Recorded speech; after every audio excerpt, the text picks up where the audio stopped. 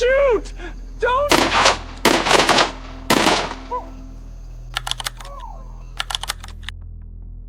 In May of 2015, police responded to a shooting inside a small home in Sand Lake, Michigan. Inside, they found a man dead and his wife badly wounded. For about an hour, investigators believed they were looking at a double homicide, 2 victims, 1 unknown attacker.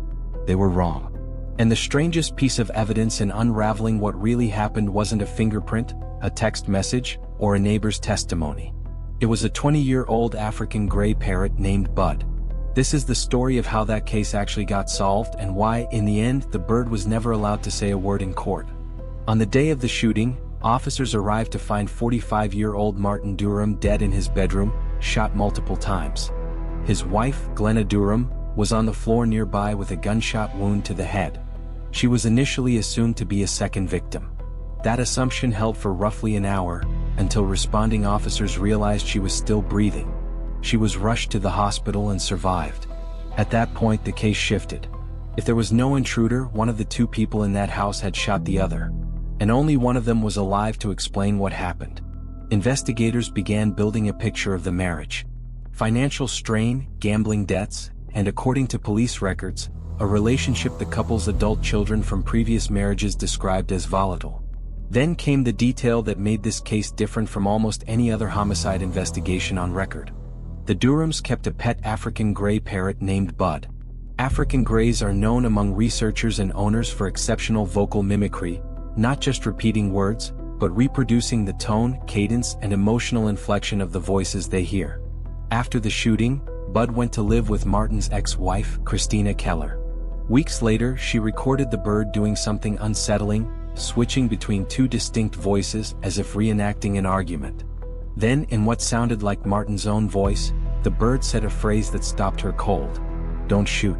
Keller wasn't the only one who noticed. Martin's parents said the bird's mimicry lined up with the kind of exchange that could have preceded a shooting. His mother put it simply, the bird picked up on everything, and it wasn't shy about repeating what it heard. His father went further, saying he believed the parrot had been present for the shooting and was replaying it. To be clear about what this is and isn't, nobody involved claimed the parrot understood language or was consciously testifying. African grays don't reason about meaning, they mimic sound patterns, sometimes tied to emotionally charged moments they've been repeatedly exposed to. One bird owner interviewed at the time offered a more grounded explanation.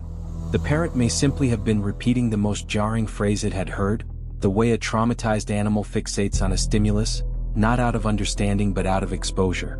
Whether or not Bud's mimicry proved anything, it did something else. It kept media and public attention locked on a case that investigators were still quietly building through more conventional means. While the parrot story spread nationally, the actual case against Glenna Durham was built on physical evidence. Investigators found several notes at the scene that read like suicide letters. When questioned, Glenna denied writing them. But handwriting analysis matched the notes to her handwriting, a direct contradiction that became one of the more damaging pieces of evidence for the defense.